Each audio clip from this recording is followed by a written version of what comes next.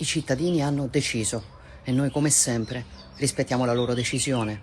Resta chiaramente il rammarico per un'occasione persa di modernizzare l'Italia, ma questo non cambia il nostro impegno per continuare con serietà e determinazione a lavorare per il bene della nazione e per onorare il mandato che ci è stato affidato.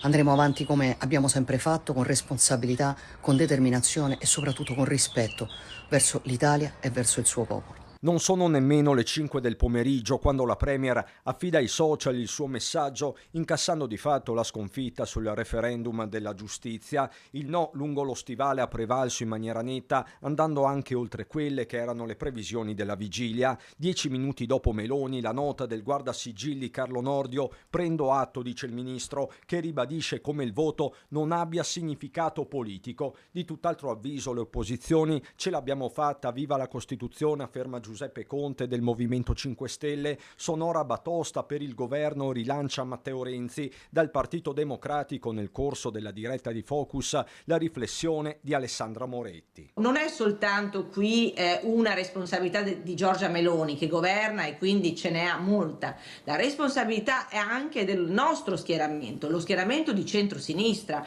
che alla luce della risposta che il Paese ha dato probabilmente deve cambiare strategia. Se l'analisi non può che essere politica, altrettanto significativo è il dato regionale, che racconta di un Veneto dove è prevalso ovunque il sì, seppure con differenze spesso notevoli tra capoluoghi e provincia profonda. Ad ogni buon conto, per la Lega, reduce dai funerali del leader Bossi, sta ritornando lo schema nord contro sud. Questo è un'altra chiave di lettura, insomma, in Veneto, Friuli, Trentino e Lombardia, insomma, il sì pare abbia vinto, e quindi questa è una lettura su una suddivisione territoriale che sta diventando marcata, sta ritornando ad essere marcata. Ci sono però due casi. Il primo riguarda Treviso capoluogo, la città di provenienza del ministro Nordio, dove le fibrillazioni tra alleati, soprattutto sui temi della sicurezza, sono quotidiane. Nei seggi cittadini a vincere, seppure di misura, è il no.